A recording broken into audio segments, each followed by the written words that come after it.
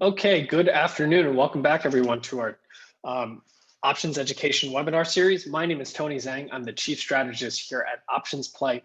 And today we're here to talk about how to manage your complex options spreads.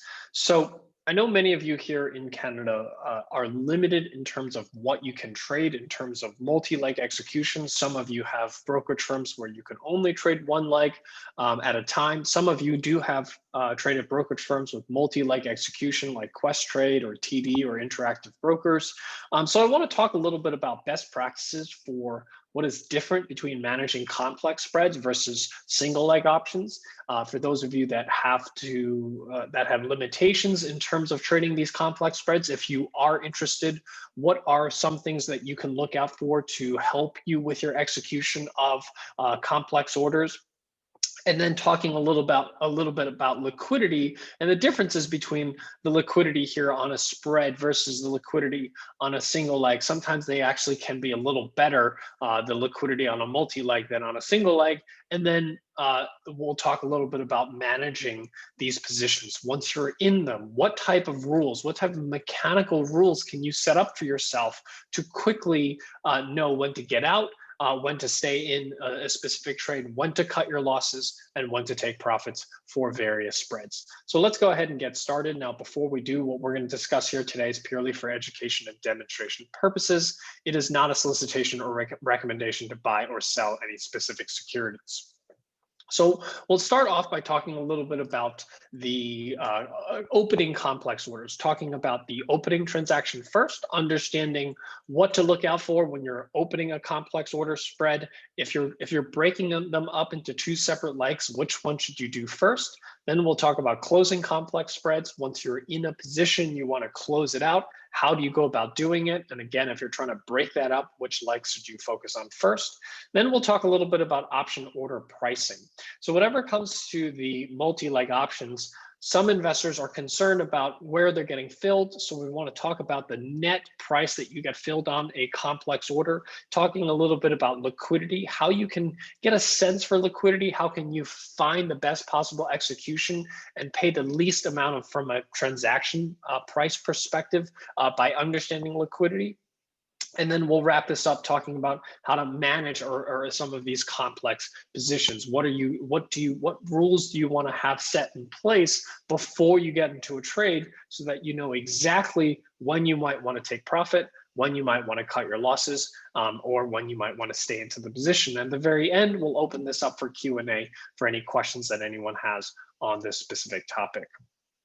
So the primary thing that I want to help investors better understand as a result of today's session is really understanding what are the best practices around entering and exiting a complex options position, meaning a multi-leg options position where you have more than a single leg of an options position on the same symbol, where the two act in conjunction with each other, either in helping you limit risk or helping you potentially lower your cost of capital or the margin requirements to initiate a trade. So my name is Tony Zhang. I'm the chief strategist here at Options Play. And what I want to share with you is my experience from trading options myself and what I have learned from the market making community around liquidity, around understanding your bid-ask spreads, and how you should use that information to source the best possible execution price for your trading. So let's go ahead and get started. Now, the first thing we want to talk about is simply just order entry of a complex order. Now, the first part that we're going to talk about here is really applicable to any investor, whether you're trading single leg, whether you're just selling your first cover call, or you're trading your iron condors and you're an experienced options trader. The first thing you need to learn about an options order is understanding the two sides of a transaction. So whenever we talk about an options contract, you have to specify in your order whether this is an order to open a new position or in order to close an existing position. And you have to specify whether it's either an entry order or a closing order. And you specify either by saying it's to open, to either buy to open or sell to open. And then to close it, you just have to do the opposite transaction, but always specifying the fact that it's to close. If you somehow open a contract. Let's say you buy a call option, and later you go to, instead of selling to close, let's say instead of doing that, you accidentally enter the order as a sell to open.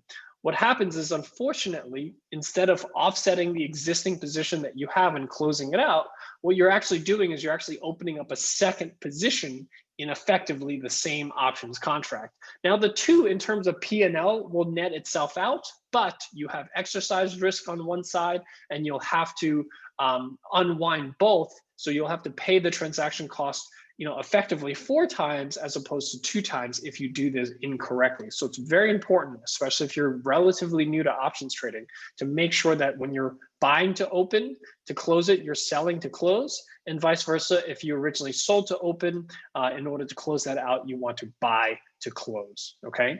Now, does that make sense, everyone? Please type 1 into the chat window if that makes sense to you. Okay. And before I kind of continue to move on here, I just want to get a quick snapshot of the audience here. How many of you are brand new to options trading? Please type yes into the chat window if you're brand new to options trading.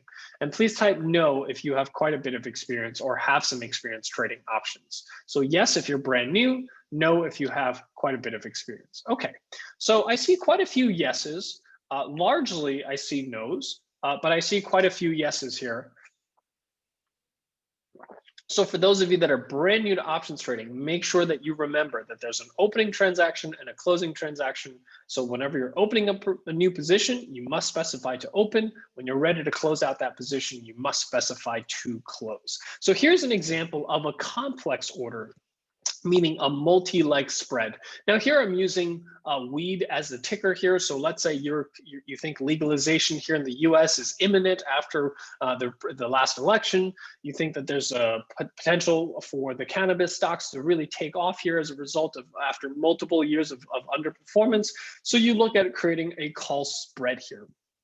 And a call spread, when you use the options play platform, will tell you to enter this trade as a single strategy into your broker's platform. Now, as some of you mentioned, that not all brokers make a multi-leg execution available here in Canada here at the moment. So some of you may have to break this up if you are interested in trading in multi-leg options, and we'll talk a little bit about how that works and how you should focus on entering these orders. But effectively, a multi-leg option are orders all to open on the same symbol. Generally speaking, they sometimes are in the same expiration. They don't have to be, and they generally are of different strikes and calls and puts. And they each technically have a premium on their own of each individual leg. However, as we talk about, when you're entering these orders as a single strategy, you don't have to worry about the prices of each individual leg. You actually only have to look at the price of the net strategy. Now, for some of you that are entering these orders as a single order, number one, you must remember that these are 2 open orders. Both legs must be to open, buy to open, sell to open. In this particular case of this vertical spread, we generally suggest that you use a limit order to enter these trades. And we'll talk a little bit about where to place those limit orders here in a couple of slides as we talk about liquidity and talk about bid-ask spreads. But we generally suggest that you use a limit order in order to place your order so that you know what is the worst possible execution price that you'll receive on a limit order. And you generally speaking, if your broker supports it. So my understanding is that TD, Questrade, and Interactive Brokers in Canada all offer multi-leg execution. You want to enter both legs as a single order. Now, when you enter it as a single order, what you remove from the equation is the need to figure out what the price of each individual option is and execute them, try to execute them at the same price. But if, let's say, one has to get moved before you get executed, then you have to figure out, do I have to subtract from the other option in order to still get filled at the same net price? So there's a lot of manual adjustment that you have to make. And sometimes it is possible that when you enter the 2 legs as separate orders, because your broker doesn't accept multi-leg orders, where you get filled on one leg and you don't get filled on the other leg. Maybe you put it in at 330, one leg gets filled, the other leg doesn't. So now you are in a very different position than you originally intended on being in, because the multi-leg position perhaps had limited risk and now you have unlimited risk. So that's why whenever you do, if you do end up breaking this up into separate legs, for those of you that do trade, at one of these brokers, always remember to enter the long leg first. And the reason that we tell you is because to enter the long leg, so in this particular case, to buy the $38 strike price call option, you always want to enter the long leg first, because number one, to enter just the long leg, if you had executed on just the long leg, number one, that strategy has limited risk. So even if you never get filled on the second leg, you are at least in a strategy that has limited risk. Number two, the capital required to get into the long leg is fixed. It's what you pay for that long option. So here in this particular case, you're paying $4.30. That's all you need in order to get into that trade. If, let's say, on the other hand, you got filled on the short leg first, if let's say this leg got filled, but the first leg doesn't get filled, number one, when you're just short the option, you have unlimited risk. If you're short the $48 call, you have unlimited risk. And shorting a call is a bearish trade, right? If at least when you're here on the long leg, what you have is a bullish trade. You have a bullish view. If you only get filled on a long leg, you at least have a bullish trade.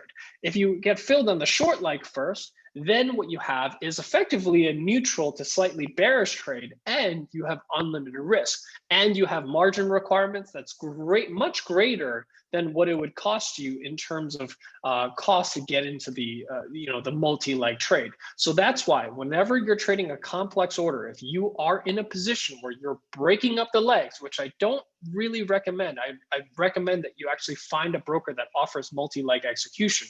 But if you are trading at a broker that trades each leg separately, number one, I do suggest that you may be able to call up the desk, the options trading desk, and have them phone in a multi-leg order, so at least you can get filled on both legs at the same time. That's one way to do it. But number two, if you're going to do it on your own, make sure you do the long leg first. The long leg has limited risk, and there's no margin requirement to hold on to that long leg. If you get executed on the short leg, you've got unlimited risk, and you have a high margin requirement. So that's why if you break it up, always trade the long leg first. Get that first leg executed, then attempt to get the short leg executed. So does that make sense, everyone? Please type 2 into the chat window if that makes sense to you. Okay, perfect. I see a bunch of 2s. So, when it comes to closing that same position, let's say I entered this multi-leg vertical here on weed. I'm bullish on weed. I enter this call vertical here. I buy the $38 call. I sell the $48 call. I enter this as a net position. Number one, when you get into any type of multi-leg spread, you should always have a good sense for when you want to exit the trade before you even enter the trade. Meaning, you should have rules that you have set up in mind, and we'll discuss what those rules are here during today's webinar.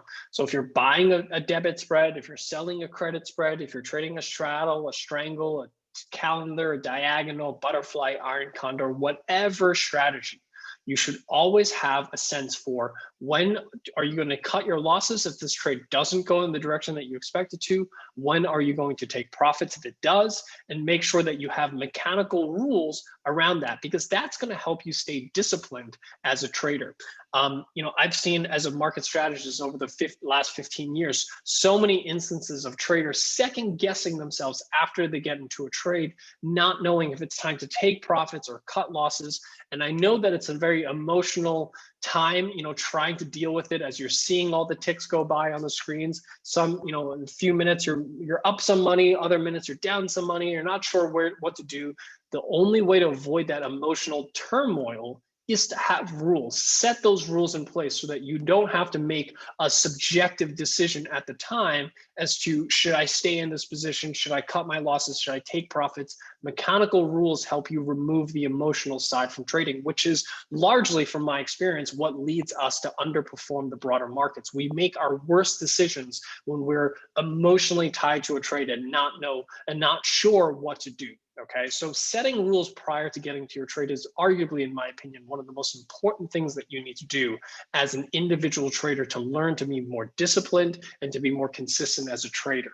Now, regardless of what your brokerage firm, who your brokerage firm is, most brokerage firms have the ability to look at your positions in a positions tab or positions view and be able to select specific holdings in your portfolio and click on effectively what is a close button.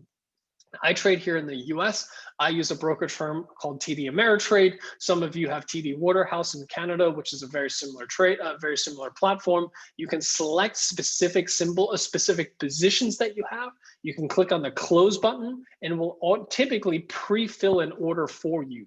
Now, remember, when you're closing a position, you must make sure that you use a to close order. The reason that I'm telling you to use this close function is because it automates the function of creating that to close order. It pre-fills everything for you so that you generally don't have any mistakes as far as closing a position as opposed to opening up a brand new one.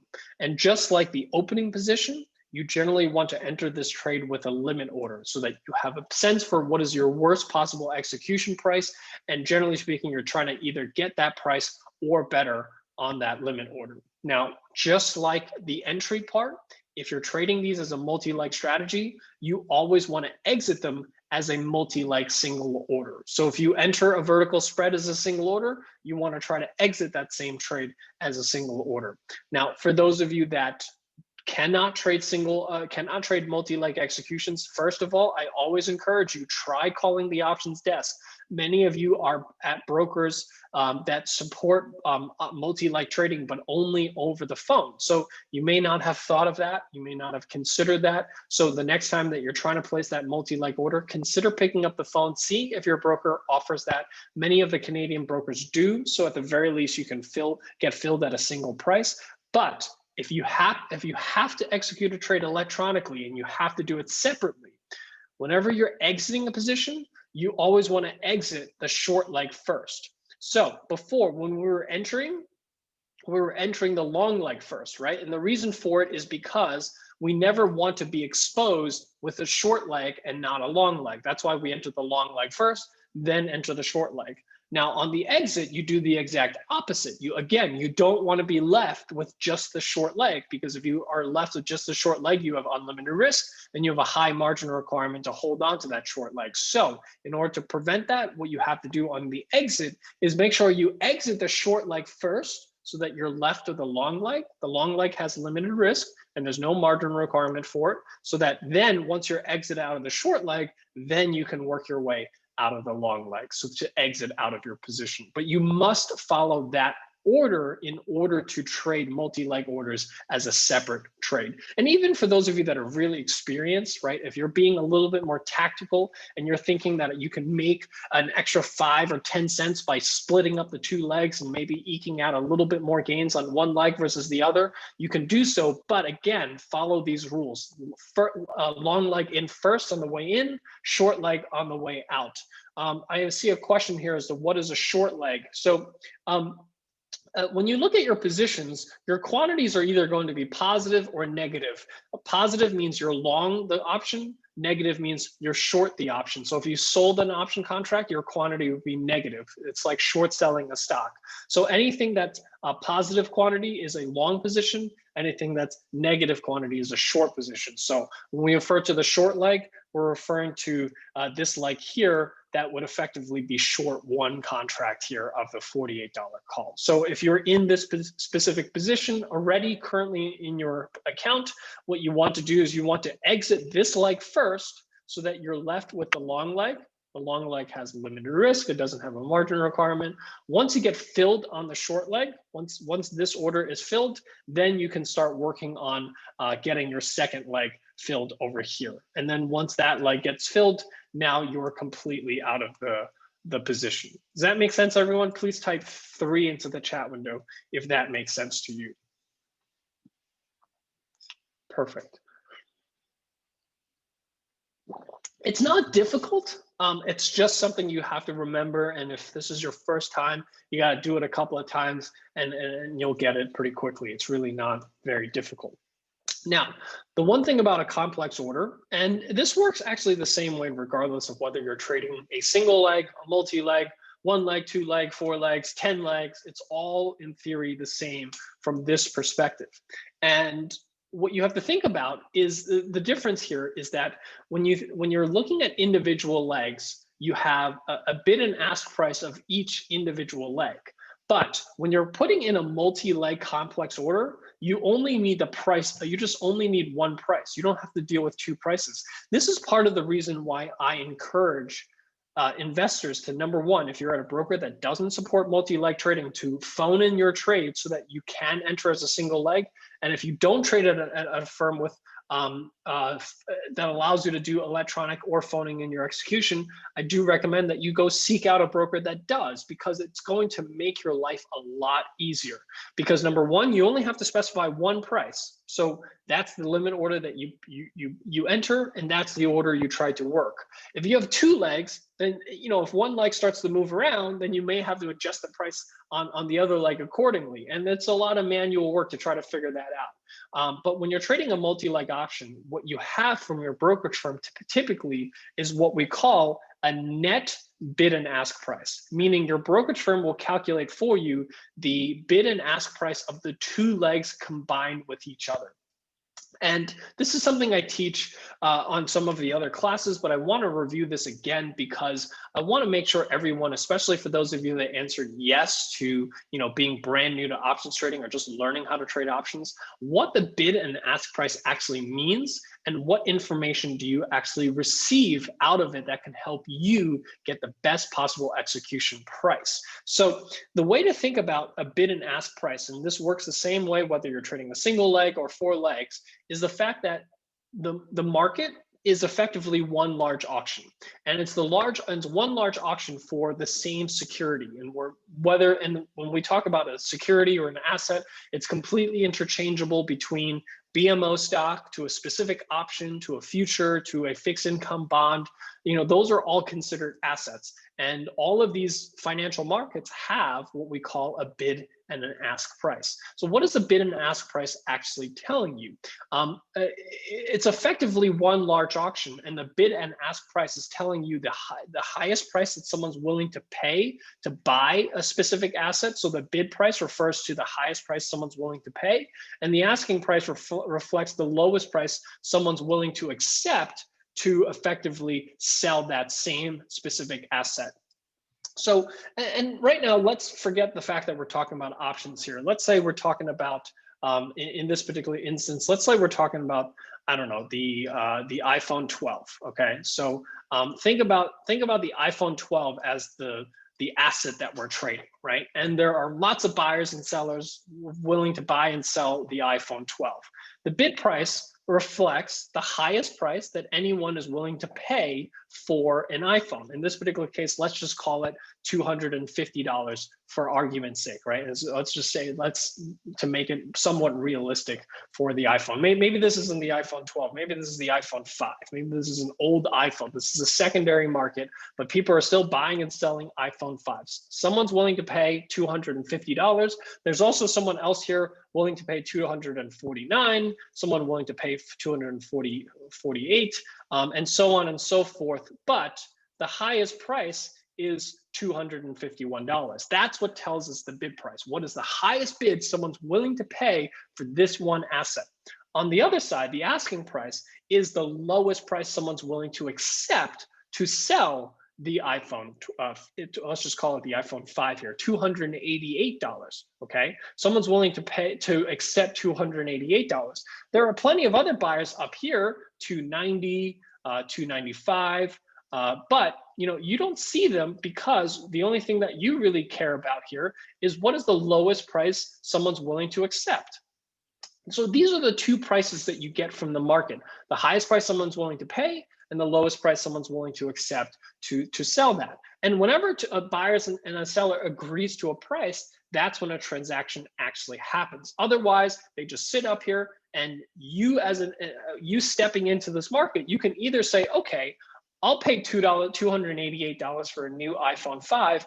Or if I have an iPhone 5 and I want to sell it, I can sell it to someone for $251. Those are the offers. Those are firm offers that are out there. Meaning, if I stepped into the market and I'm either in the market to buy or sell, I can do it at one of these two prices. That's what the bid and ask quote is telling you. Does that make sense, everyone? Please type 4 into the chat window if that makes sense to you, because it's really important to understand this. These are firm orders. These are people that are out there that are, I shouldn't say it's people. These are computers that are out there that are firmly will say, I will accept $288 for this iPhone 5, or you can pay me to, or I'll pay you $251 to buy your iPhone 5. These are firm orders. Now, what we're doing is we're just replacing this iPhone 5 with an option or a stock or any other financial instrument you can replace it with. But what you're really getting at the end of the day from this information is what we call the mid price. The mid price is simply the middle between these two prices. And the reason that we use this mid price, and the mid price is not something that the market tells us, we calculate the mid price. The mid price is simply just the average between the bid price and the asking price. And what the mid price tells us, and the mid price is simply a theoretical number. It's not a number that's actually published by anyone. It's just an average between the bid and ask price. But because the way that the computer algorithms work, in order for them to spit out an asking price and a bid price, the algorithm needs to first understand what they perceive as the fair value of an iPhone 5. Because how does anyone make money in this market, right? What they do is they calculate in their mind what is the fair value for this iPhone 5, and what they do is they simply mark it up. They basically say, okay, if you want me to buy it from you, then I will pay. You can pay me $288, and I'll sell you an iPhone 5. On the flip side, if you want me to buy an iPhone 5 from you, I'll buy it from you for $251. The market maker in the middle is effectively trying to make a markup on both sides. But what this tells you is an important piece of information, and that's what the market maker perceives as the fair value of that iPhone 5. Because if, for example, there's plenty of other cases where you're seeking that fair value, but you don't really get a good sense. Think about a car dealership. You walk onto a car dealership and you see a car has a sticker price of $30,000. That's effectively what the asking price is. But in order for you to negotiate, a price on it, you're not going to walk onto a parking lot and pay the sticker price, right? You're not going to say, okay, I'm going to pay $30,000 for the car. You're going to try to negotiate. And in order to negotiate, you have to first have a fair value to start with. Now, on a car dealership, there's not as much transparency. So you have to maybe guess, maybe you have other sales previously from other owners that you can kind of guess what the fair value is. Maybe you've determined that the fair value is $27,000. So you start your negotiations at $28,000, and maybe the car dealership rejects your offer. So you move it up to 29, and you effectively keep moving up until the two of you agree on a price. Well, guess what? That's the same way a financial market works, because the asking price is simply the sticker price. That's what someone wants you to pay. That's what they're saying, that if you walk onto my lot today and you want to sell me an iPhone 5, or if you want to buy an iPhone 5 from me, I'll sell it to you for $288, no negotiating. You take it and you walk away with it. That's the list price. On the flip side, if you want to sell one, they'll buy it from you at $251. That's the list price. There's no negotiating. You can take those offers and immediately walk away from that transaction, and the transaction is done. However, just like a car dealership, nothing forces you to pay those sticker prices. You can negotiate. And the one thing that a financial market provides you with that a car dealership or an iPhone market, auction market doesn't provide you with is the transparency of real-time fair value information, because that's what the mid price tells you. And with that mid price information, what you can do is you can start your negotiations from there. You can say, okay, if I want to pay for this iPhone 5, instead of paying the $288 sticker price, I know that the fair value is around $275. So why don't I start my offer at $276? And at the end of the day, If the market maker feels that I can make a buck or two, and that's enough for him on that order, he'll accept your order, and transaction's done. And in this particular case, you paid $12 less than the sticker price. Now, the market maker doesn't necessarily have to accept your $276 order. So maybe you cancel that order and you replace it with $277. And maybe that also sits there, he doesn't accept it. And then you move it up to $278 and then your order gets filled. So, but what you can do is you can actually continuously, kind of test the markets, if you will, until you get filled at effectively a markup that the market makers feel that, okay, I'm making enough money on this transaction. I'm not, I can, in market makers, they usually can make money even on a penny or two, which translates to $1 or $2 on an order. They don't need you to pay full sticker price in order for them to make money. So the benefit of this bid ask price is the fact that you have a true sense for what the fair value is, and you can, off of that fair value, negotiate and try to get the best possible price for your execution and pay, in many cases, significantly less than what the sticker price is telling you, the stock or the option is worth, if you will. Does that make sense, everyone? Please type 5 into the chat window if that makes sense to you. And this is arguably, the part that's more art than science. And the more information I can provide you with in terms of understanding how the other side is thinking about this equation, the better it is for you to be able to get the best possible execution price. Because that's really how you can call it a cat and mouse game if you want, but that's effectively the cat and mouse game that investors are playing with market makers. Market makers are putting out firm quotes. And the reason they're putting out those firm quotes this wide, or they're asking this much of a markup, is because someone can come in and say, I want to buy 100 iPhones, and they want to make sure that they're going to sell 100 iPhones that they're making a profit on. That if someone just walks into the store and pays sticker price, they want to make sure that the sticker price that they have on there is a high enough profit. Now, that doesn't prevent you from coming in and negotiating, and that's exactly what a financial market provides you with. So if you're trying to buy an option, you always want to start at the midpoint and work your way up to the asking price. And if, let's say, you're selling an option, whether you're selling to open or selling to close, you always want to start at the mid price and work your way down to the bid price. And effectively, the worst possible price you could end up paying is $288 to buy. And the worst possible price you could end up accepting is $251 to sell. Okay. So, but like I said, from a trader myself, I would say that the number of orders that I have been filled at either the asking price or the bid price, I would have to probably measure on maybe one hand in my whole lifetime of trading. Meaning I almost, especially with respect to options. I'm not talking about stocks because they trade many times just a penny wide between the bid and ask price. So many times you end up paying the ask price or paying the bid price.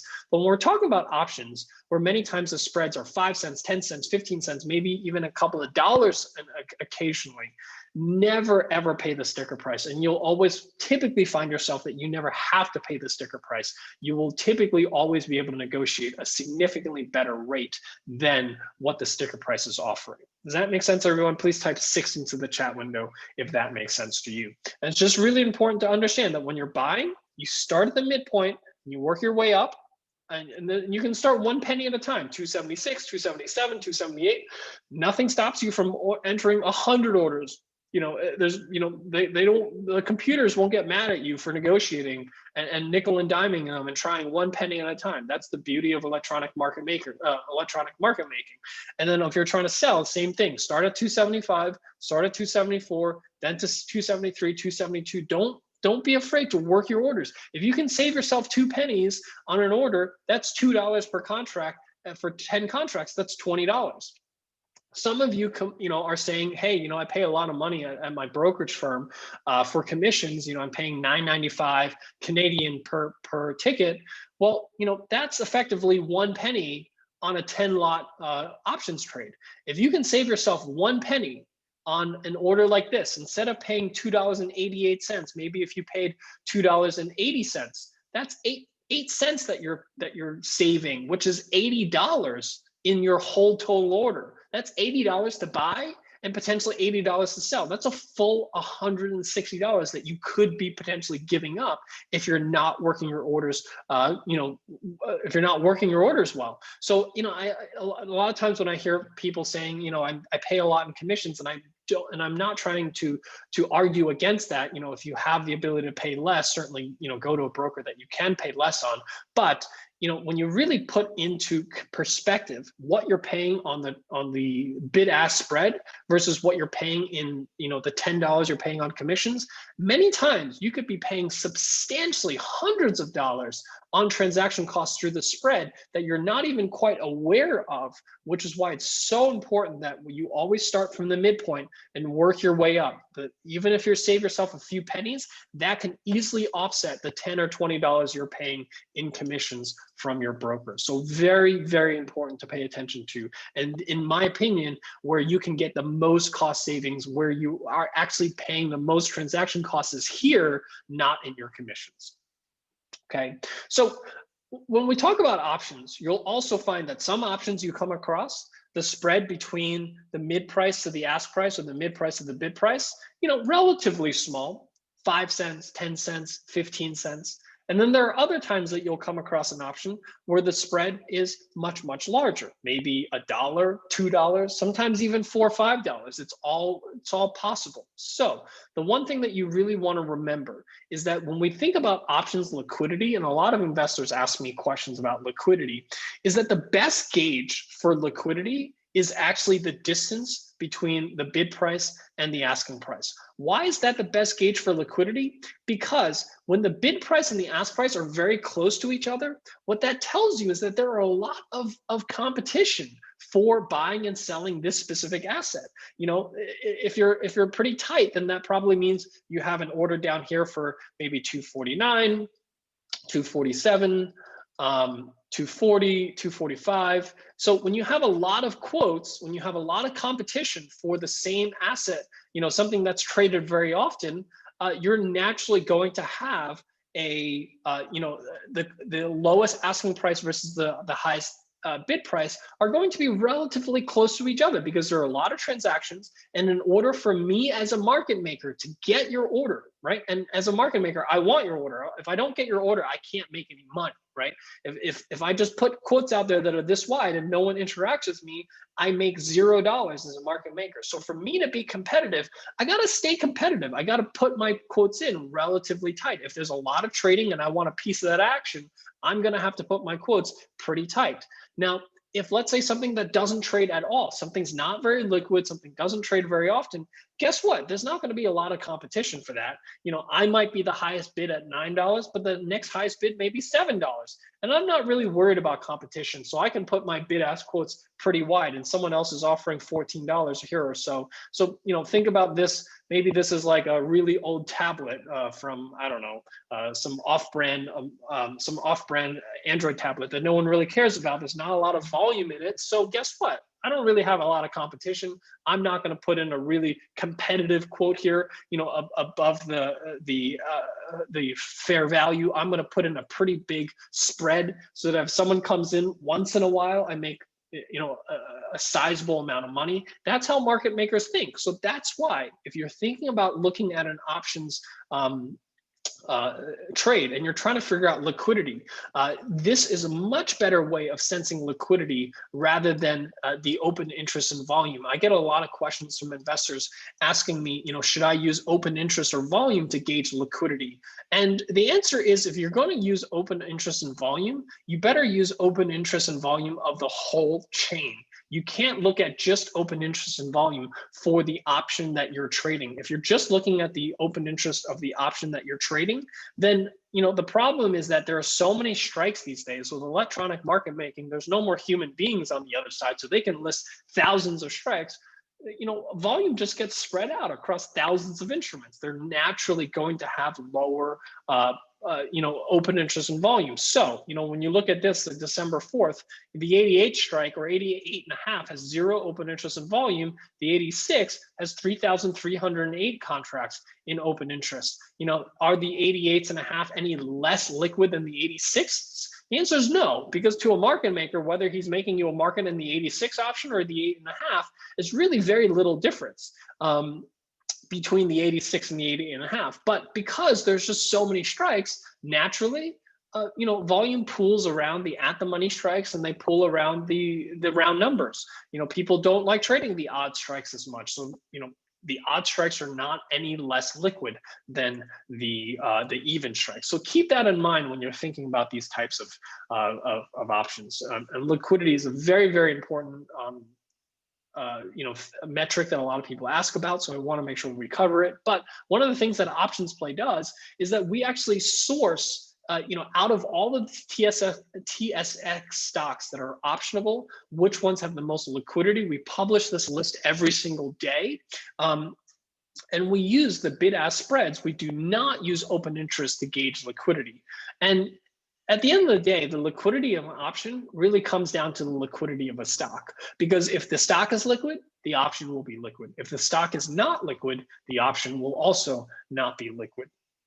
But what we typically see is that most orders are filled within 5 cents of the midpoint. So I was showing you before, that 275 that was marked up to 288 on the upside, 250 to the downside. Even though that there's a roughly 30-cent spread or almost 40-cent spread between the bid and the ask price, we tend to find that most orders are actually filled within 5 cents of the midpoint, the theoretical fair value of the option. So that 275, we tend to find that most orders were filled somewhere between 270 and 280. So please use that information to your advantage so that you can getting a better fill on your order execution. If you can save yourself, 8 cents on that order execution, that's $80 for 10 contracts. That really adds up in the long run. So don't be afraid to place orders inside of the bid-ask spread based on what you just learned here today. And the liquidity spreadsheet, you can go to your options play platform. There is a link here at the bottom of your platform called Liquidity. And what we publish every single day is a list of all symbols, and we rank them from most liquid to least liquid to the bottom. So the ones at the very top of the list are very liquid. We tell you the implied volatility. We tell you the earnings date. We're also in the process of calculating implied IV rank for the Canadian symbols, but you get a list of all the symbols that are very liquid so that if you trade any options in any of these names, you don't have to worry about liquidity. You don't have to worry about, am I going to be able to get in and get out? These are the names from the bid-ask spreads that we deem are going to be liquid, and you're not going to have problems getting your orders filled inside of the spread and pay less than what the sticker price is telling you that you have to pay. And one thing that I did want to point out here is we've been doing some analysis between the Canadian and US markets, because we get a lot of comments from investors saying that the US markets are more liquid. But when we look at the interlisted names, meaning the names that are listed on both the US and Canadian exchanges, what we notice is that if you look at the options spread of the same interlisted options between Canada and US, and you adjust it for the currency, what you tend to find is that the average bid-ask spread of the Canadian options are actually significantly smaller than the average bid-ask spread on the US markets once you convert them to Canadian dollars. Before I showed you 251, 288. That's roughly 37 cents in terms of spread. That's a very average spread that we typically see here in Canada. The average is 43 cents. That one I showed you was 37 cents. In the US, it's significantly larger. It's $1.03, more than double the size of that sticker price. Now, again, sticker price doesn't mean a whole lot, but it usually has some correlation to liquidity. So what we're typically finding is that you can actually see better liquidity and actually tighter spreads in the Canadian markets than the US markets in the roughly 80 or so names that are interlisted between US and Canada. And that's predominantly where a lot of the options volumes are traded. But the one thing I will point out here is that the average size that was available was a little bit smaller, but as you can see, the average size was still 29 by 24 contracts.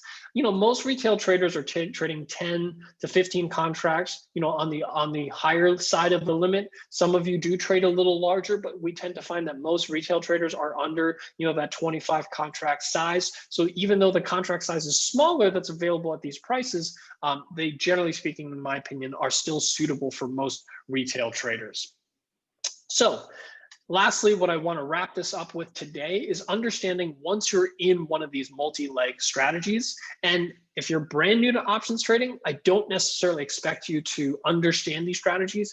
We're actually going to be doing a review next week, next Wednesday, of all the courses that we have done in 2020. So especially if you're brand new to options trading, I highly recommend that you come and join us on that session next Wednesday, because we're going to review all the things that we learned in 2020. We're going to point you in that direction, specifically for specific courses if you want to learn more. But one of the things that we talked about in 2020, or towards the end of 2020, are credit spreads and debit spreads. Two of my favorite strategies to trade, multi-leg, strategies that do require you to be able to execute these multi-legs. But I wanted to review the rules on managing these vertical spreads. So it is very different between debit spreads and credit spreads. And if you don't know what debit spreads versus credit spreads are, that's okay. It's one of the strategies that you'll learn in your options education. It's covered in our intermediate course. If you're brand new, I would suggest that you start with the beginner's course, learn about buying versus selling options, learn about long versus short, learn about all of these things first. Then you can progress to learning a little bit about debit versus credit spreads. But once you're in one of these multi-leg trades, like I said before, one of the first points that I said before is that you should have rules around closing these positions ahead of time. You should know a set of mechanical rules that help take the emotional side of trading out of the equation, because you have set rules that you simply follow. It removes the emotion from the trade and allows you to make confident decisions in the trades that you're making, and deciding when to cut your losses and when to take profits. So I'm going to start with credit spreads first. Credit spreads are neutral strategies. They're very forgiving strategies. They're high probability of success strategies, but they have negative risk to reward ratio, meaning you're going to risk more than what you can potentially make. So the rule of thumb for managing these credit spreads, because you're effectively net short an option, that's your core position, is you're short a call or put. You always want to make sure that you exit credit spreads at one of these three triggers. Whichever one of these three triggers first, that is your trigger to exit the trade. And those three triggers are either the trade that you have has hit 14 to 21 days to expiration, or if you've reached 50% of the max gain to take profits, or if you've reached 100% of the max gain in terms of losses, that's when you want to cut your losses. So whichever one of these three criteria hits first, that's your signal to get out of the credit spread, either at a profit or a loss. That's when you get out. And when you have these types of mechanical rules, again, it removes the emotional picture or the emotional side of trading from trying to figure out whether you want to stay in or exit a particular trade. So an example of this, let's say you sold a $5 wide credit spread and you collected $2 for it. If you don't know what that means, that's okay. There's a whole course on credit spreads for you to take, learn more about it. But when we're selling credit spreads, we think of it in terms of how much income are we receiving for the width of the credit spread. So here we're collecting $2 on a $5 wide credit spread. So what you generally want to do is determine your take profit levels and your stop loss levels first, and monitor for both. If you hit either one of those two before you get to the 2 to 3 week mark, you either take profit or cut losses. If you get to the 2 to 3 week mark and you have not hit either your take profit or stop loss level, you also get out as well. You can roll it to the next month if you'd like, but you always want to exit these credit spreads prior to expiration. You don't want to hold them into expiration because you have assignment risk, you have a gamma risk. There's a lot more things that get hairier in the last week or so, and you generally want to avoid that. So if you sold something for $2, what you want to take is profit at 50% gain. So 50% of $2 is $1. So once the $2 spread that you sold it is now trading for $1, you take profits and you move on to the next trade. If you sold the $2 spread and the trade goes against you and it's now increasing in value, once it increases to 100% of what you collected, so the $2 has now become $4, that is a signal to cut your losses and get out of the trade. Now, again, if it hits neither one of these two strategies and gets you, and you're 2 weeks from expiration, it's also time to get out. Does that make sense, everyone? Please type 7 into the chat window. Now, this is only relevant for those of you that are familiar with credit spreads or trading credit spreads right now. If you're not familiar with credit spreads, I will point you in the direction on how to learn more about these strategies. And lastly, what I'll talk about are debit spreads. These are even easier to manage. Debit spreads are when you're predominantly buying an option. Debit spreads are one of 2 rules. Whichever one triggers first, you get out. Either 50% of the premium that you paid, at a loss, you get out of the trade. At 75 to 100% of the premium paid in terms of profit, you get out at a profit. So for example, if you paid $3 for a debit spread, that's how much you paid for it. Once you reach $1.50, which is half of what you paid for it, that's when you want to cut your losses and get out of the trade. And then if it increases in value, because you're long the option, you want it to increase in value, the $3 spread that you purchase increases to $5.25 to $6, which is 75 to 100% of the premium that you paid. Then it's time to take your profits and move on to the next trade. So debit spreads are really easy. I think anyone who has an understanding of basic arithmetic can do these math, can do this math. You can do it in your head and quickly decide, am I either at a take profit level or a stop loss level, and get yourself out and remove the emotion from the equation. If that makes sense to you, please type 8 into the chat window. And with that, that covers what I wanted to share with you here today. So again, this is really designed to give you a better understanding as to the rules around managing these trading these options.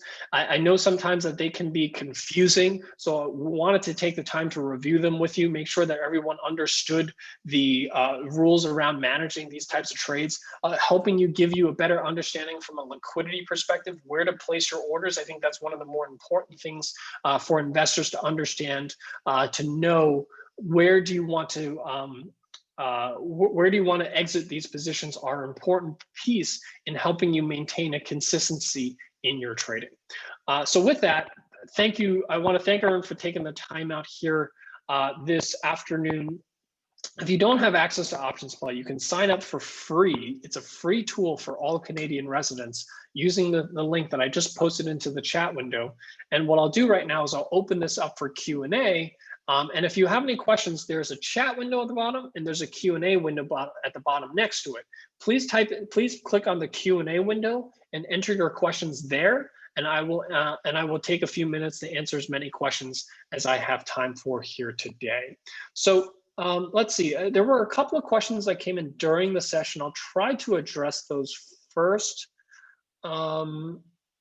I have BMO investor line and I can only do one leg at a time. The problem is after a fill, the other leg runs away and the spread doesn't look good anymore. Ed, that's a very good point. And that's why we generally do not recommend splitting up a complex order. So if I'm not mistaken, BMO does have the ability for you to phone in that order, a multi-leg order. So I would recommend you to do that. And if that's not applicable, I do suggest that you consider looking for a brokerage firm that does support multi-leg options.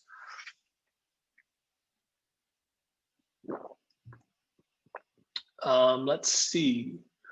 Ed is saying, Tony, one problem.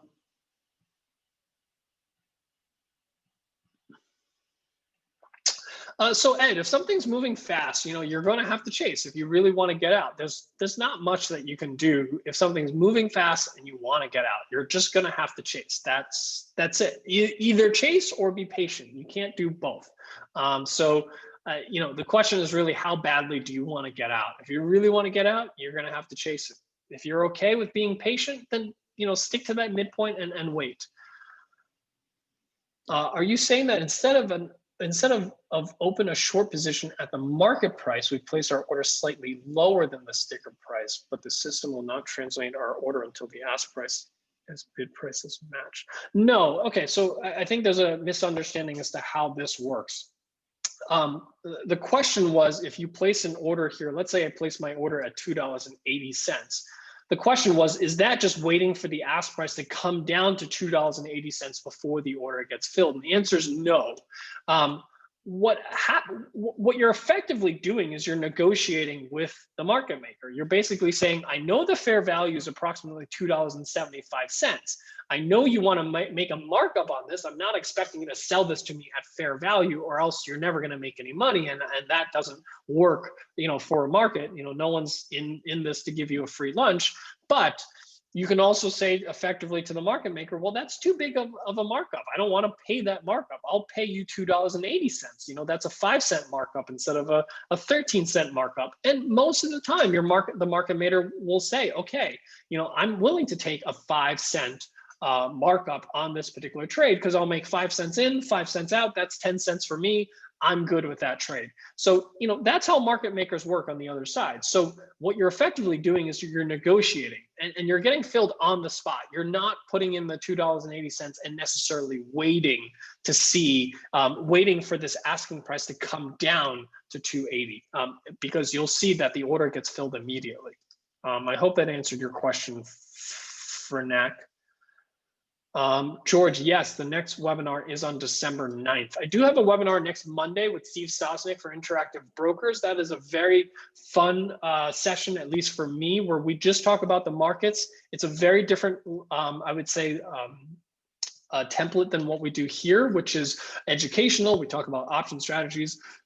Next Monday, I'm going to be joining with Steve Sosnick, where we're just going to talk about the markets. We're going to talk about whatever's currently going on in the markets, whether we're talking about oil companies, we're talking about, mining companies, marijuana companies. We'll talk about just the broader markets, what we think, financials, and give you our thoughts. It's a really fun session, so I hope some of you are able to join that. That's next Monday on the 7th. And then on the 9th, we're going to be doing the 2020 education review. That's where I'm going to take a look at all the courses that we've learned, point you in the direction if you want to learn specific courses, so that you get an understanding of where to start your research. Maybe start doing some of that over the holidays, so that you launch 2021 ready to go. So we just want to make sure that everyone understood that we covered a lot of things and how to access that information. For stocks that are listed in both US and Canada, are the premiums comparable in both markets for the same strike price and expiry date? So we were looking at the money options. So we were comparing like for like, and those were the bid-ask spreads that we were looking at. So yes, Peter, we were looking like for like when we made that comparison. What is your preference for the short strike delta when entering a credit spread? So I tend to like to sell the 50 deltas on a credit spread. I like to sell the first out of the money strike price on a credit spread. Let's get to questions. Paul Chan. Hi, Paul. Hope you're doing well. Paul is asking, I was wondering, how do you determine the option spread widths? Any particular indicator you find helpful? So Paul, the width is always a factor of two different things. Number one, the stock price. The higher the stock price, the wider the width. And number two, the volatility. The more volatile a stock is, the wider the width. The less volatile stock is, the narrower the width. But I will say that the stock price largely determines the width of the vertical spread. So whether we're trading a debit spread or a credit spread, it's largely a factor of the underlying stock price. Wallace is saying, hi, Tony. If multi-leg phone order is not available with broker, what about iron condor or butterfly? Do we still to fill all long legs on both wings first, then short legs, or deal with one credit spread pair and then the other wing? So Wallace, I would on an iron condor, I would do one side first, but the long leg of the one side first, then the short leg, then the long leg on the other side, and then the short leg on the other side. So yeah, I would deal with them on each side rather than both long and then both short. Justin, hey Tony, in options play, the options for XIU do not include the strike prices ending in 0.25 and 0.75. There's a reason for this. Let me take a look at that. It should not be filtering those out. I think I know why. I think it's because we were filtering out some odd strikes, and maybe the XIU ones got filtered out with that. So I'll take a look at that. Justin, thank you for bringing that to my attention. Rai is saying, can you explain a stop order versus a stop limit order? A stop order is filled effectively as soon as the stock hits that specific price. So let's say you have an option that's trading at $1.50, and you have a stop order that at let's say $1. A stop order will effectively get filled as soon as the price gets at $100, but it doesn't guarantee your price. So the stop order effectively is triggered by the fact that the asset hits $100 or $1, but it could actually get filled anywhere. It could get filled at 101. It could get filled at 99. There's no guarantee of execution. So a stop limit order is effectively where you say, if it hits a 100, I want you to execute an order, but I want you to execute it with a specific order price. In this particular case, if you specify, let's say you specify, $1 in this particular case, then it will not fill at 99 cents. It won't fill anything lower than $1. It will only fill at $1 or better. So anything below this will not be filled.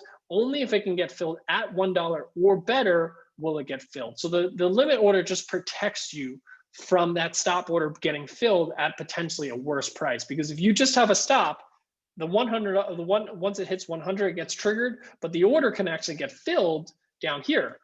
Nothing stops the order from, it can get filled at any price. A stop limit just prevents you from being filled at any price, and you're specifying a specific price that you want to get filled at. So a stop limit doesn't guarantee execution, it guarantees price. A stop order guarantees execution, but does not guarantee price. That's the best way to think about it. Does anyone know about the average transaction cost for interactive brokers if trading value of option is about $500 to $1,000 each? Any maintenance fee for opening an account? Right. Great question. I'm going to have Steve Sosnick on Monday, on December 7th. That is one of the questions that you can ask. But I will say that from my understanding of the commission structure of interactive brokers is based on the number of contracts you trade, not on the order value. So if you're trading one contract, the fees are pretty low. If you're trading 10 contracts, there are multiple of the number of contracts that you're trading. If you're registered for this webinar, then you're automatically registered for the education session next Wednesday. So you're all set if you're already registered for this one. You're just going to get the email from Zoom an hour before the session to log in. Barry's saying, hi, Tony, when planning a multi-leg vertical spread, when earnings occur during this time period, how would you plan an exit before earnings? Would you modify the contract dates before you put on the trade? So Barry, these are things that you should plan for before you get into a trade. You should know whether or not there's an earning cycle inside of the expiration date of your option. Generally speaking, you have to make a decision. Is this an earnings play or not? If it's not an earnings play, then yes, you should adjust your expiration dates and strike prices accordingly. If it is an earnings play, if you're trying to capture the earnings announcement, then generally speaking, you want to give yourself at least 2 weeks beyond the actual earnings date for your expiration date. But if your plan is to get out before earnings, then make sure you plan for that accordingly. But generally speaking, you will make some small modifications to a strategy because there's earnings. But if you plan on getting out before earnings, you generally don't have to make too many modifications. George, yes, December 9th at 4:15, same time that we did hit this today, is the date for the overview class. And we're just going to review all the classes that we went over in 2020. So if you've missed a few, if you want to know how to find the ones that you missed, we're going to point you in that right direction, just so that you have all the information that you need. You can review it at your own pace and then get yourself ready for 2021 before 2021 is actually here. Is roll out or down a good strategy? So rolling is I wouldn't say it's a good or a bad strategy. If you're trying to stay in a trade and you're nearing expiration, then yes, you want to roll. But you don't want to roll for the sake of rolling. You only want to roll because you want to maintain a long or short exposure in a specific stock or ETF that your current exposure is ending because you're near the expiration date. So rolling is simply just saying, I want to extend this trade. I want the long or short exposure or whatever exposure you currently have from the trade, and you're trying to extend the time on it. Whether you roll up or down is completely up to you. Whether you're rolling out, down, up, that's completely up to you based on what type of exposure you're looking to do. Can I see mid prices on the TMX site? You cannot see mid prices, but the TMX site does publish. Let's see. Where's that page? The TMX page only publishes bid and ask prices, but it's easy for you to calculate the difference between the bid and ask prices. But I don't believe that the TMX platform provides like a mid price, but that's why we have the trade button. So we calculate on options play, not only the bid ask of any individual option. So let's say you're trading this XIU January 25.5 call, will tell you it's 74 cents by 90 cents. But if you're trading multi-leg options, we also calculate the net bid and ask price, which is, again, I think a little bit more helpful many times when you're looking at the net bid and ask price. For options listed in both US and Canada, are premium comparable? Yes, I think I answered that question already. Was the PowerPoint for last week's course sent out? Paul, did we have a course last week or was it the week before? But yes, the slides are always included in the YouTube description. So if you go to the YouTube video, if you click on the description, if you click on the expand button in the description, the link to the presentation is always in the description of the YouTube video. Our 2020 class review is on December 9th. So if you're registered for this one, then you're already registered for that one. Best way to monitor your bid plus stock price. Dominic, I'm not sure if that's a question or a statement, if you don't mind clarifying. Ken is saying, hi, Tony, can you please explain with example how to exit a debit spread? So there's not much that I can help you with because it all depends on your broker. So first identify your broker. Most brokers will show you a positions tab where you can select multiple positions from your positions tab and click on the close button. So each broker is different. So it's, even if I showed you my broker, it's not going to be relevant to your broker. So, and if you don't know, this is one of the things that you can call up your brokerage firm. Call their client services, say, hey, I have a debit spread. I'd like to exit it. Can you show me how? They'll always be able to walk you through. Don't be afraid to call your brokerage firm. They have the resources to help you walk you through specifically their platform and how to enter and exit positions. What's your take on buying calls or puts alone without a debit or credit spread strategy for quick 2 to 4 week timeframes? RJ, it is a much harder proposition to make money but buying just calls and puts than buying debit spreads and credit spreads. That's period. There's no question about it. And the reason for it is because when you're buying calls and puts, especially those 2 to 4 week timeframes, you're paying a lot of time value, and time value is working against you extremely quickly. It's what we call, you have to beat the stock, right? You have to effectively beat the volatility of the stock, because not only are you betting on the stock going higher, you're betting on the stock moving higher faster than what the market is expecting it to move faster in. That's the only way to make money on a call option or a put option in the long run. That's a hard thing to do.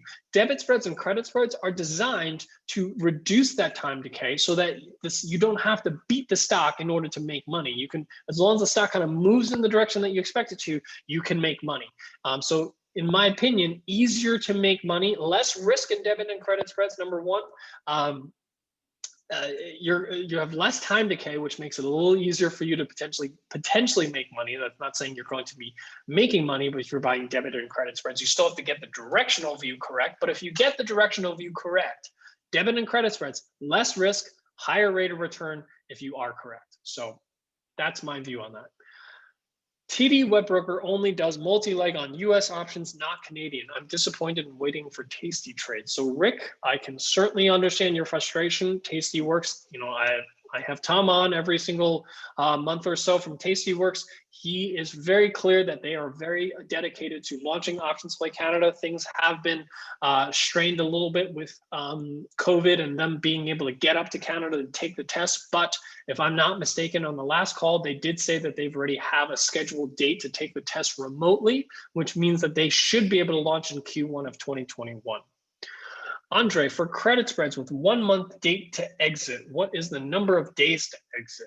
Could you give us the number of days in percentage of the DTE?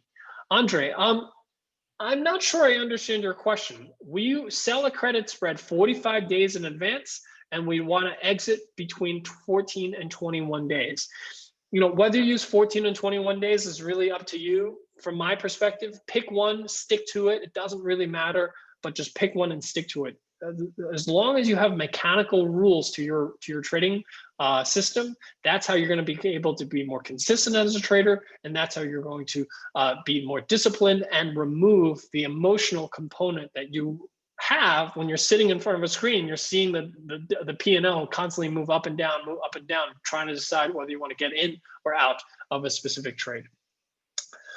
Do the bid-ask spreads vary depending on which brokerage firm you use? Barry, no, it does not. All brokerage firms have the same bid-ask quote, so it does not matter where you trade. However, executions could differ from broker to broker. So I would say that that's more of a thing here in the US. In Canada, the economics of options trading is a little different. So in theory, you should see the same execution, but depending on where your order is routed, if it's routed to one market maker versus another, you can get different executions because they're effectively different trading venues. Do you recommend to roll up the options whenever the exit point is reached within a profit? Sergio, so one of the few good use cases of an options roll is to take profit, is to maintain upside exposure while removing risk on the table. So let's say you buy a $40 call option and the stock goes up to, let's say, $50. And instead of just saying, okay, let me sell my $40 call option and taking a profit, maybe you think the stock's going to keep going. Maybe you think it can next month go to 55 or 60. This is one of a great case where you want to just sell your $40 call option, buy a $50 call option. So you're switching your deep in the money call option now for a new at the money call option. And what that does is you trade that at a net credit. And many times what that should do is offset the cost of the original call option that you purchased, so that by the time you own the $50 call option, you effectively own it for free, or maybe you own it for a small cost. So that what you have is now further upside. So if the stock keeps going higher, you can keep making more money. But if, let's say, the stock moves lower and maybe you've removed all the risk from the trade, then even if the stock plummets down to 40, you don't lose any money on the trade. But if it keeps going up to 60, you can keep making profits on a trade where you effectively have zero risk. That's one of the best use cases of an options roll. That's an example of a roll up and out, actually, in this particular case. Can you walk us in place a vertical spread in prices different than the ask and bid price? I'm not sure what you mean by placing a vertical spread in prices different than the asking and bid price. You know, if I'm looking at BMO, let's say if I want to buy this, let's say, you know, banks are down 3.5%. I think this is a good time to buy. So you look at buying this, you know, $92 $100 call option. You click on the trade button. It's currently at 360 by 402. Here, what I would do is I would start working my orders at maybe 365. If that doesn't get filled, I might move up to 370, 375. And I would just keep moving my way up until I get closer to 402. We generally tend to find that you never have to go more than halfway between the bid price and the asking price in order to get filled, meaning the markup that market makers put up are usually double what they're willing to accept in terms of an actual order. They just naturally post you know, fairly large markups, if you will, because if someone comes in with a large order and they say, I want to get executed right now, you know, they want to make sure they get paid for that, and that's why they spread out their bid-ask quotes. Hi Tony, I've registered for TMX.OptionsPlay but cannot get access. So if you don't mind, please send us an email at info@optionsplay.com with your email address, and we'll be able to help get you verified. Wallace is saying, for debit spreads, do we still exit at 14 to 21 days? Wallace, I tend to find that you don't need to do that, because generally speaking, the debit spread, if it's going in your favor, you're going to see those gains. If it's not going in your favor, you're going to see those losses. I generally find that you don't need to have a date per se to exit a debit spread. How do we sign up for the December 9th session? If you're registered for this one, you're already registered for the December 9th, so you're all set. Can we place a stop order or stop limit order on an option or a multi-leg options order? Peter, that depends on your broker. Most options brokers, in my opinion, should offer that. If your broker doesn't offer that, in my opinion, you should seek a broker that does. Hi, Tony. Also in options play, can we play with US markets? Yes, you can sign up for a free trial, a free 30-day trial to the US markets. It's not free like the TMX version. The TMX version of options play is completely free to Canadian investors indefinitely. The US markets is a free 30-day trial, and there is a cost to using options play for the US. Next week is only the 7th and the 9th for Canadian. 7th is the market outlook, 9th is the options play review. If you're talking about the 10th, you're talking about perhaps an event that we're hosting for the US markets. Paul Armstrong and Paul Chen, thank you so much. You're welcome. Okay, I think those are all the questions that I have come through here today. Where can you learn the basics of options trading? So, we have a whole YouTube channel. I do recommend that you take a look where all of our educational content lives. Let's see if I can show you that playlist. We have a full Options 2020 playlist. I'll actually be going over with you guys here this playlist next week, but I'll post it here into the chat window for those of you that want to take a look at it or get a sneak preview of it for next week. All of the options education that we have done for the full year of 2020 is available in that playlist. I'll walk you through that playlist next week, but you can check out that playlist in the chat window I just sent out.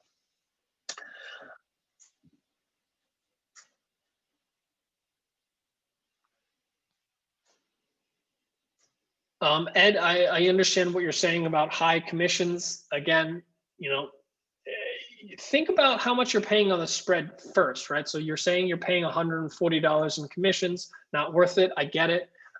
First of all, there are a few lower cost brokers in Canada, more cost effective brokers. I do recommend that you take a look at that. Can you explain how the two-leg order works, buy and sell within the same order? So Fernac, your broker either supports it or not. So I would first call your broker and ask them, do you support multi-leg options orders? If the answer is no, then it doesn't matter what I explained to you. But if they do, yeah, if they accept it, then you'll see in the order entry, you can actually have two legs in the order ticket. And you have to enter both legs in order to submit that order. Peter, Sam, you're very welcome. Again, everyone, thank you so much for your time here this afternoon. I hope that this was helpful in giving you a better understanding of trading and managing these complex orders. So looking forward to next Monday. I hope that you guys will be able to join us. And a lot of you, gave us some great feedback last time about the Monday sessions with Steve Sosnick. It's a lot of fun, and it's a great way for you to learn about the markets and learn about different opportunities and how, as a strategist, we think through the ideas that we may have. You have a lot of things that come through your desktop: news, technical analysis, fundamental analysis. You're bombarded all day with ideas. How do you make sense of all of it? We're going to show you how we do it as strategists, and I think it's very useful for individual traders to get a sense for that and just see that process. Very helpful. So I hope that you'll be able to join us here for that on Monday. Thank you so much. Have a great night, and I'll see you guys here next Monday.